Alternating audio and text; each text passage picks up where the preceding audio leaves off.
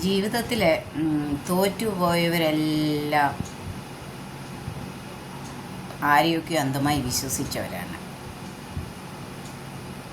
അല്ലേ?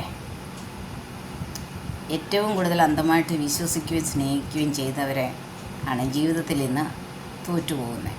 കാരണം എന്നാന്ന് ചോദിച്ചാൽ, അവരെ അന്ധമായിട്ട് വിശ്വസിക്കുകയും സ്നേഹിക്കുകയും ചെയ്യുമ്പോൾ അത് മുതലെടുക്കുന്നവരെ ഇവരെ എന്തുമാത്രം പറ്റിക്കുക, ഇവർ നമ്മളെ അന്ധമായിട്ട് വിശ്വസിക്കാൻ ഇവർക്ക് ഒരിക്കലും തിരിച്ച് ഇവർക്ക് ചിന്തിക്കാൻ പറ്റത്തില്ല എന്നുള്ള ആ വിശ്വാസത്തിലാണ് അവർ പറ്റിക്കുകയും ശ്രമിക്കുകയെല്ലാം ചെയ്യുന്നത്. പക്ഷേ ഒടുവിലെന്താ ഇതിനൊക്കെ ഒരു ഫലം, ഇതിൻ്റെയൊക്കെ ഒരു റിസൾട്ട് ഉണ്ടല്ലോ. ആരെ പറ്റിച്ചോ വഞ്ചിച്ചോ ആരെ ഇത് ചെയ്തോ അതിൻ്റെയൊക്കെ ഒരു കർമ്മഫലം എന്ന് പറയുന്നൊരു കാര്യമുണ്ട്. അത് ആ അഡ്രസ്സിൽ തന്നെ തിരിച്ചു വരും.